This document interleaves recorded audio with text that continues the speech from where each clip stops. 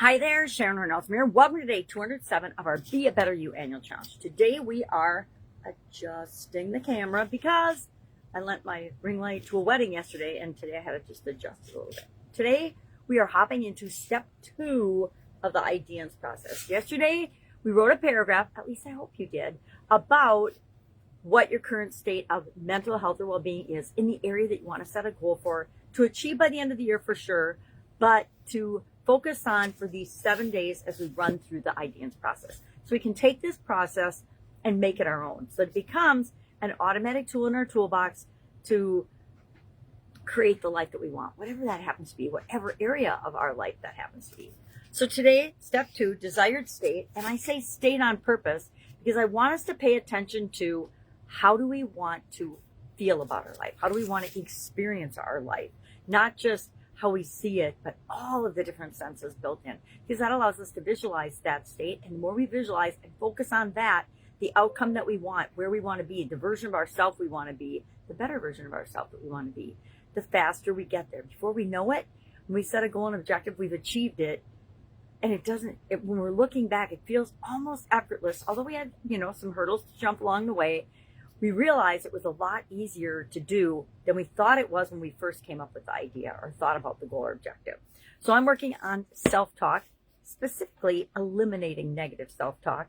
And I was at a wedding yesterday and I noticed how many people think negatively and speak about themselves negatively. And I'm like, even people in my own family, even me. And so I want to really make sure that I am focusing on the positive, going with the flow, being present and paying attention to the things that I say and how I model and do things, because I have noticed that it is specifically and clearly reflected in people around me's behavior.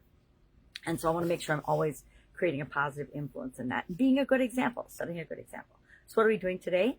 We are writing a paragraph about the mental health goal or mental well-being goal or area that we're focusing on through the IDEANCE process that we want to achieve by the end of this calendar year.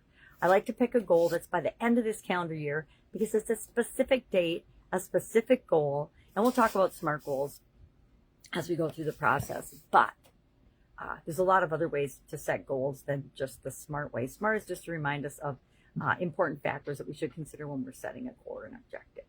All right, if I can help you in any way, please ask. Otherwise, go out and make it an incredible day. It's not hard to do this, right? It doesn't take long to write a paragraph about where we are. The hardest part is just looking in the mirror and saying, okay, well, this is what I actually do with respect to this area of mental health and well-being. Or I've never even considered that area or aspect. Or I've never even considered my mental health and well-being, my thinking and my thoughts and my beliefs and the impact that it has on my behavior, reactions, the way I experience the world. And so I always encourage people to think for themselves. This is probably one of my favorite months because it's one that all of us can make little tweaks in that have massive, positive, dramatic changes in our life.